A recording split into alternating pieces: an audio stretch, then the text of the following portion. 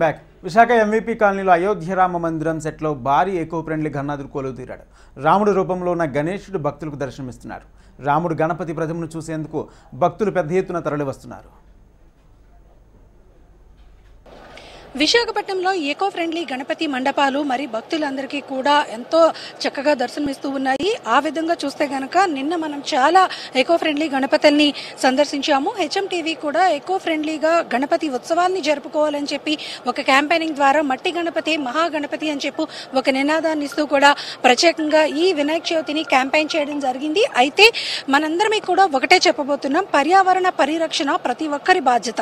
ఆ విధంగా ఈసారి వినాయక చవితి ఉత్సవాల్ని విశాఖపట్నంలో అంగరంగ వైభవంగా మరి పర్యావరణాన్ని ప్రొటెక్ట్ చేస్తూనే కూడా జరుపుకుంటున్నారు. ప్రస్తుతం నేను విశాఖపట్నం ఎంవీపీ కాలనీలో ఉన్నాను. ఇక్కడ చూస్తే గనక అయోధ్య రాముడి సెట్ అంటే మనం చూడొచ్చు, నీలమేఘ శ్యాముడిగా ఇక్కడున్న గణపతి భక్తులందరికీ కూడా మరి నీలం వర్ణంలో దర్శనమిస్తూ ఉన్నాడు. అయోధ్య రాముడి సెట్ లో ఇక్కడికి వచ్చే భక్తులంతా కూడా మరి ఈ గణపతిని మహాగణపతిని దర్శించుకుంటున్నారు. పూర్తిగా ఎకో ఫ్రెండ్లీగా ఈ గణపతి విగ్రహాన్ని ఇక్కడ తయారు చేయడం జరిగింది. మనం చూస్తే కనుక కేవలం థర్మాకోల్ షీట్స్ తో ఈ గణపతిని, అలాగే మట్టి, ఇతర పర్యావరణానికి సంబంధించిన వస్తువులు పేపర్ దండలతో, అంటే కనీసం ఎక్కడ కూడా ప్లాస్టిక్ అనేది వాడలేదు. ప్లాస్టిక్ రహితంగా ఇంత మహా గణపతిని ఇక్కడ తయారు చేసి ఈ విగ్రహాన్ని భక్తులందరికీ కూడా దర్శనం చేసుకునే విధంగా ఇక్కడ నిర్వాహకులు ఏర్పాట్లు చేశారు. అయితే ఇదే మండపం ఇంకొక ప్రత్యేకత కూడా ఉంది. ఎందుకనంటే విశాఖపట్నంలో ఎకో ఫ్రెండ్లీ గణపతి విగ్రహాలని ఎవరైతే తయారు చేసి సుందరంగా మండపాలను తయారు చేసి పెడుతూ ఉన్నారో వాళ్ళ కోసం ఒక సంస్థ కేవలం అలాంటి మండపాలని గుర్తించి వాళ్ళకి గణపతికి ఇష్టమైన మహాప్రసాదాన్ని నివేదనగా చేసి వాళ్ళకి అందిస్తూ ఉన్నారు. ఇక్కడ మనతో కొంతమంది ఉన్నారు. సార్, ఈరోజు మీరు వచ్చారు, ఈ గణపతి విగ్రహాన్ని మీరు దర్శనం చేసుకున్నారు. ముఖ్యంగా ఒక పెద్ద భారీ లడ్డూని కూడా వచ్చి ప్రజెంట్ చేయడం జరిగింది ఈ మండపానికి. సో ఏం చెప్పాలి? నిజానికి మనం ఇప్పుడున్న సిచ్యువేషన్లో ప్రకృతి విపత్తులు రాకుండా ఉండాలి అంటే పర్యావరణాన్ని, ప్రతి ఇంట్లో పిల్లల్ని మనం ఎలా చూసుకుంటామో పర్యావరణాన్ని కూడా ఒక బాధ్యతగా స్వీకరించి ఇది నా పని కాదు అని వదిలేయకూడదు. చెత్తని ఏ విధంగా తడి పొడిగా విభజించడం ఎంత గొప్ప పనో పూజ కూడా అలాంటిది. ఒక విధంగా చెప్పాలంటే అది ప్రకృతికి హాని కలిగించకూడదు. కొండలు, ప్రకృతిలో, పర్యావరణంలో నదులు ఇవన్నీ చాలా ముఖ్యమైనవి. మనం చేసే పూజలు వాటికి ఎప్పుడు విఘాతం కలిగించకూడదు. ఇటువంటి కాన్సెప్ట్తో ఎవరైతే మన విశాఖపట్నంలో కేవలం మట్టి గణపతుల్ని లేదంటే పర్యావరణ హితంగా పందిళ్లు వేసి భక్తి శ్రద్ధలతో పూజించుకుంటున్నారో వాళ్ళని 9 పందిళ్ళని సెలెక్ట్ చేసి మేము ప్రతి ఒక్కరికి రెడ్ ఎఫ్ఎం తరపు నుంచి, సిఎంఆర్ తరపు నుంచి భారీగా 25 కేజీల భారీ లడ్డూలని మేము అందించడం జరుగుతుంది. అందులో భాగంగా ఇక్కడ మీరు చూస్తున్నటువంటి నీలి వర్ణంలో మెరుస్తున్నటువంటి అయోధ్య రాముని యొక్క తత్వంతో ఇక్కడ ఒక పెద్ద అద్భుతమైన వినాయకుడిని తయారు చేశారు. సాధారణంగా చాలా పెద్ద విగ్రహం ఇది, మేము చాలా చిన్నగా కనపడుతున్నాం వాటి దగ్గర. భక్తి కూడా మనం అలాగే చూపించి ప్రకృతిని, పర్యావరణాన్ని కాపాడాలని సదుద్దేశంతో చేస్తున్నారు. కాబట్టి మీరు కూడా చేస్తున్నట్టు మీరు ఒక మంచి క్యాంపెయినింగ్ చేస్తున్నారని మాకు చూస్తూనే ఉన్నాము. మరి కాబట్టి అందులో భాగంగా ప్రతి ఒక్కరూ అవేర్నెస్ రావాలి. ప్రతి ఒక్కరికి అవగాహన అనేది చాలా ముఖ్యం. పిల్లలకి తల్లిదండ్రులు నేర్పించవలసింది, పిల్లలు నేర్చుకోవాల్సింది కూడా ఏంటంటే మట్టి గణపతులను ఏ విధంగా చేయాలని పెద్దలు దగ్గరుండి ఇంతకుముందు చూపించేవారు. లేదంటే కేవలం మట్టితో మాత్రమే చేయమనేవారు. లేదంటే మొదటి ప్రాధాన్యత పసుపుకు ఉండేది. ఆ తరువాత లోహాలు కరగవు కనుక అప్పుడు మట్టిని ప్రాధాన్యంగా తీసుకున్నారు. తిరిగి మళ్ళీ మనకి ధర్మం చేస్తుంది. కాబట్టి మట్టితోనే చేయండి. ఆరోగ్యంగా మనం ఉండాలి అంటే ఖచ్చితంగా పర్యావరణాన్ని పరిరక్షించాలి. మీరు చేసే మట్టి గణపతిని మహాగణపతి అనే మీ కాన్సెప్ట్ కూడా హెచ్ఎంటీ వీళ్ళ కాన్సెప్ట్ కూడా చాలా బాగుంది. ఇప్పటికే విశాఖపట్నంలో చాలా మంది దీన్ని పాటిస్తున్నారు. ప్రతి సంవత్సరం ఇలా చేసేవాళ్ళు పెరగాలని మనస్ఫూర్తిగా కోరుకుంటున్నాం. అలాగే ఈ పెండాలను ఏర్పాటు చేసినటువంటి కమిటీ వాళ్ళకి, సహకరించిన కుర్రాళ్ళకి, చుట్టుపక్కల ప్రజలకి, వచ్చి చూస్తున్నటువంటి ఆడియన్స్కి కూడా ప్రత్యేకమైన కృతజ్ఞతలు తెలియజేసుకుంటున్నాను. సర్వే జన సుజనో భవంతు, సర్వే సుజన సుఖనో భవంతు. ధన్యవాదాలు. ఇక్కడ చూడొచ్చు, మనకు చాలా చక్కగా మంచి మెసేజ్ని అయితే ఇచ్చారు. మట్టి గణపతిని పూజించాలి అన్నది ఎప్పటి నుంచో కూడా ఒక నినాదంగా తీసుకుంటూ ఆ మట్టి గణపతి మహాగణపతి అని చెప్పి మేము కూడా ఒక క్యాంపెయినింగ్ చేసిన నేపథ్యంలో ఇక్కడ విశాఖపట్నంలో ఈసారి భారీ గణనాథుడిని కొలువు తీర్చే విధంగా ఏర్పాట్లన్నీ కూడా చేయడం జరిగింది. ఇక్కడ మనం ఈ మండపం కనుక చూసుకుంటే కనుక పూర్తిగా క్లాత్ డెకరేషన్లో ఈ మండపాన్ని చేశారు. అయోధ్య రాముడి సెట్గా, అంటే అయోధ్య రాముడి రూపంలో ఇక్కడ నీలి వర్ణంలో ఈ మహాగణపతిని భక్తులందరికీ కూడా దర్శనం ఇచ్చే విధంగా ఏర్పాట్లు అయితే మాత్రం చేశారు. మేడం చెప్పండి, ఇక్కడ గణపతి ఉత్సవాలు చాలా ఘనంగా నిర్వహిస్తూ ఉన్నారు.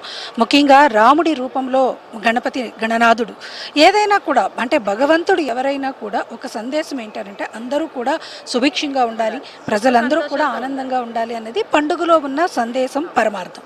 సో ఇక్కడ మీరు ఏం చెప్పాలనుకుంటున్నారు? ఇంత మహాగణపతిని పెట్టారు, ఎకో ఫ్రెండ్లీగా ఉంది, అలాగే ఉత్సవాలు చాలా ఘనంగా జరుగుతున్నాయి, ఏం చెప్పాలి? అందరికీ నమస్కారం. ముందుగా హెచ్ఎంటీవీ వారికి నమస్కారం తెలియజేసుకుంటున్నాను. ఇక్కడ చూడడానికి వచ్చిన వాళ్ళందరూ చెప్పే ఫస్ట్ మాట చాలా ప్రశాంతంగా వదనంతో బాలరూపంలో అయోధ్యలో నిర్మించిన బాలరాముడు ఆటతోని బాల వినాయకుడిని నీలమేఘ శ్యాముడు అక్కడ నీలమేఘ శ్యామ గణపతి ఇక్కడ అంత ప్రశాంతమైన వదనంతో ఇక్కడ మేము కొలువు చేసాం. భారీ వినాయకుడు, అతి పెద్ద భారీ వినాయకుడు అనమాట. అది చూడడానికి ప్రశాంతంగా ఉన్నారు. నెక్స్ట్ అక్కడి నుంచి అయోధ్య నుంచి వచ్చిన చిన్నది వినాయకుడు ఉన్నది కదా, అయోధ్య నుంచి వచ్చిందనమాట. అక్కడ స్టోన్ అయోధ్యలో రాముణ్ణి తయారు చేశారు కదా, దాని రిమైనింగ్ స్టోన్స్ మిగిలిన పీసెస్తో ఆ బాలగణపతి అంటే రిమైనింగ్ పీసెస్ మాకు ఇచ్చారు, మేము ఆ బాలగణపతిని చేసామన్నమాట. ఇంకా మీరు చూస్తే అక్కడ ఫ్లోటింగ్ స్టోన్ ఒకటి ఉంటుంది, రామేశ్వరం టు శ్రీలంక బిల్డ్ చేశారు కదా సీతాదేవిని తేయడానికి, ఆ స్టోన్ కూడా అయితే మేము రామసేతు నుంచి తెప్పించాము. అది కూడా ఇక్కడ స్పెషాలిటీ. మీరు పైన చూస్తే ఇదంతా రామాయణం మొత్తం హైలైట్స్ అంటే మెయిన్ ఇంపార్టెంట్ పార్ట్స్ అన్ని స్టోరీ ఉంది, పట్టాభిషేకం వరకు ఉంటుంది మీరు చూస్తే. సో నువ్వు ఇంత చక్కగా చెప్తున్నావు, రామాయణం అంతా పూర్తిగా తెలిసినట్టుగా చెప్తున్నావు, అసలు చూస్తే కనుక చాలా ముచ్చటేస్తుంది ఒక రకంగా చెప్పాలంటే. అదే మేము హెచ్ఎం టీవీ కూడా ఒక నినాదాన్ని, ఒక స్లోగన్ని ఇస్తూ వస్తుంది. ఎందుకనంటే పర్యావరణాన్ని పరిరక్షించుకోవాలి, కాలుష్య రహితమైన మనం నగరాలను ఉంచుకోవాలి, ఎందుకనంటే వచ్చే జనరేషన్ అందరికీ కూడా ఒక మంచి ఆరోగ్యకరమైన వాతావరణాన్ని ఇవ్వాలి అన్నది హెచ్ఎం టీవీ ఒక క్యాంపెయినింగ్గా చేస్తూ కూడా చాలా కార్యక్రమాలు మేము నిర్వహిస్తున్నాం, టెలికాస్ట్ చేస్తున్నాం. సో ఇందులో భాగంగా ఇప్పుడు ఈరోజు మీరు ఇవన్నీ చెప్పారు, నిజమే చాలా చక్కగా మీరు ఈ గణపతి మండపాన్ని ఏర్పాటు చేశారు. మరి పర్యావరణాన్ని పరిరక్షించుకోవడానికి అంటే పండగలు అంత జాగ్రత్తగా మనం చేయాల్సిన అవసరం ఉంది కాబట్టి ఇంకా ఏం చెప్పాలనుకుంటున్నారు? ఇప్పుడు బేసికల్గా ఏంటంటే మనం చూస్తున్నాం మన వల్లే ఇదంతా లైక్ పొల్యూషన్ అని, నాయిస్ పొల్యూషన్, ఎయిర్ పొల్యూషన్ అంతా మన వల్లే. సో మన పాతకాలంలో అయితే ఇవేమీ ఉండేవి కాదు, అందరూ చాలా ఇప్పుడు 50 years 60 yearsకే అందరూ వెళ్ళిపోతున్నారు. అప్పుడు 120 years అలా బతికేవారు. అంటే అప్పుడు లాంటి లైక్ అంత ఫుడ్ కానీ వాళ్ళు వచ్చిన క్లైమేటిక్ కండిషన్స్ కానీ అన్నీ వాళ్ళు చాలా డిఫరెంట్గా ఉండేది అప్పుడు. అందుకే వాళ్ళు అంత అన్ని ఇయర్స్ బతకడం అన్నది. ఇప్పుడు మనకు వచ్చి చూస్తే మొత్తం ఎయిర్ పొల్యూషన్ అంతా దానివల్లే ఈ డిక్రీజ్ ఆఫ్ ఏజ్ అని నా ఒపీనియన్. సో మనం ఇంకా ఇలాంటి అవేర్నెసెస్ అన్నీ క్రియేట్ చేస్తే మేబీ అవేర్నెస్ క్రియేట్ అయ్యే ఇది ఉంది అని. చాలా చక్కగా చెప్పింది అమ్మాయి నిజంగానే. ఎందుకనంటే తను చెప్పిన మాటల్లో ఒక మంచి విషయం ప్రజలకి సందేశాన్ని ఇస్తుందనే చెప్పాలి. ఎందుకనంటే ఇంతకు ముందుకి ఇప్పటికీ లైఫ్ స్పాన్ తగ్గిపోతుంది. కేవలం polluted food, polluted air, polluted climate వీటి వలన లైఫ్ స్పాన్ తగ్గిపోతుంది. పూర్వం మనుషులు దాదాపుగా శతాబ్ది ఉత్సవాలను చేసుకునేవారు, కానీ ఇప్పుడు మాత్రం అందరూ కూడా హాఫ్ సెంచరీకే వాళ్ళ లైఫ్ స్పాన్ని కంప్లీట్ చేయాల్సి వస్తుంది. అంటే ఇలాంటి క్లైమేట్ కండిషన్స్ని మనం చూస్తున్నాము. ఇదంతా మారాలి అని అంటే ఖచ్చితంగా పొల్యూషన్ లేని వాతావరణాన్ని మనందరివి తీసుకోవాలి. అందుకని చెప్పి ఈ రకంగా మన పండగలన్నీ కూడా మనకిచ్చే ప్రధానమైన సందేశం ఏంటంటే పూర్తిగా ఒక మంచి వాతావరణంలో ఆనందదాయకమైన ఉత్సవాల్ని అందరూ ఐకమత్యంతో చేసుకొని ఆయుర ఆరోగ్యాలతో ఉండాలి అన్నది ఆ పండగల్లో ఉన్న పరమార్థం. అందుకనే రకరకాల ఆనవాయితీల్ని మరి ఆచారాలని కూడా పెడతారు. ఆ విధంగా పెట్టిన ఆచారాలని మనం ఫాలో అయితే కనుక చాలా మంచి వాతావరణం, ఆరోగ్యం, నడవడిక అన్నీ కూడా అలవాటు పడతాయి అన్నది చెప్తూ ఉంటారు. అయితే ఇక్కడ చూడొచ్చు, అయోధ్య రాముడి చరిత్ర అంటేనే ఎంతో విశేషమైనది, విశిష్టమైనది అని చెప్తూ ఉంటారు. అయితే అయోధ్య రాముడు చరిత్రలో మనకి ప్రధానమైన ఘట్టం ఏంటంటే రామసేతు వంతెన. అంటే అది దాటిన తర్వాతే అక్కడ మొత్తం రామాయణం అంతా కూడా జరిగిందని చెప్తారు. అట్లా ఆ ఇండికేషన్ని చెప్తూ కూడా వీళ్ళు ఒక ఫ్లోటింగ్ స్టోన్ కూడా ఇక్కడ ఏర్పాటు చేశారు.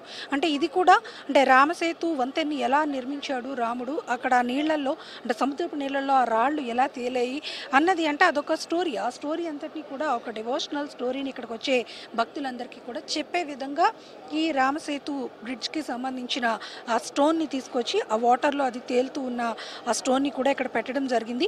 ఇది చూడగానే అంటే దీన్ని పసుపు కుంకుమలతో ఇదంతా పూజ చేసి భక్తులంతా కూడా దీన్ని దర్శించుకుంటున్నారు. ఈ స్టోన్ని చూడంగానే రామాయణం జరిగిన కథ అంతా కూడా భక్తులందరికీ కూడా తెలిసేలాగా అంటే అది గుర్తొచ్చేలాగా ఒక ఆధ్యాత్మిక భావన కలిగేలాగా వీళ్ళు ఇక్కడ దీన్ని కూడా ఏర్పాటు చేయడం జరిగింది. మరి భక్తులంతా కూడా ఇక్కడికి వచ్చి ఒక పక్క రామనామ జపం చేస్తున్నారు, మరోపక్క గణనాథుడిని స్మరించుకుంటూ గణపతి దేవుడు పూర్తి విజయాల్ని తమకు అందించాలని, ఏ విఘ్నాలు కలగకుండా తాము చేపట్టిన కార్యక్రమాలన్నీ కూడా విజయవంతం కావాలని కోరుకుంటూ ఇక్కడికి వచ్చిన భక్తులు కూడా ఎంతో విశేషంగా స్వామిని దర్శించుకుంటూ ఉన్నారు. మనం చూస్తే కనుక ఈ రామ మందిరంలో ఉన్నామా అనిపిస్తుంది. అంతటి మంచి వాతావరణంలో ఒక ఆధ్యాత్మిక భావన ఇక్కడికి మనకు వచ్చిన తర్వాత కలుగుతుంది. అంటే గణేష్ ఉత్సవాల్లో మరి రాముడి చరిత్రను తెలుసుకుంటూ గణపతిని దర్శించుకుంటూ ఇక్కడున్న ఈ వాతావరణం అంతట్లోని కూడా ఒక ఆధ్యాత్మిక భావనని పొందుతూ కూడా విశాఖ ప్రజలందరూ కూడా వెళ్తూ ఉండేలాగా ఈ మండపాన్ని అత్యంత సుందరంగా తీర్చిదిద్దడం మాత్రమే కాదు ఎకో ఫ్రెండ్లీగా ఈ మండపాన్ని నిర్మించారు. వీళ్ళంతా కూడా ఓన్లీ క్లాత్స్, కర్రలు, అలాగే ఏదైతే థర్మాకోల్ షీట్స్ లాంటివి అంటే ఎక్కడ కూడా కాలుష్యం లేనివి ప్లాస్టిక్ రహితమైన వంటివన్నీ కూడా వాడి ఈ మందిరాన్ని వాళ్ళు నిర్మించడంతో పాటు ఇక్కడ మహాగణపతిని కూడా ఏర్పాటు చేశారు. మరి ఈ గణపతి ఉత్సవాలు ఇక్కడ విశాఖపట్నంలో ప్రజలందరికీ కూడా ఒకటే సందేశాన్ని ఇస్తున్నాయి. హెచ్ఎం టీవీ కూడా ఒకటే నినాదాన్ని చేస్తూ వస్తుంది, పర్యావరణ పరిరక్షణ మనందరి బాధ్యత. అందుకే మట్టి గణపతిని పూజిద్దాం, మహాసంకల్పాన్ని తీసుకుందాం. వీడియో జర్నలిస్ట్ నిఖిల్తో అనురాధ, హెచ్ఎం టీవీ, విశాఖపట్నం.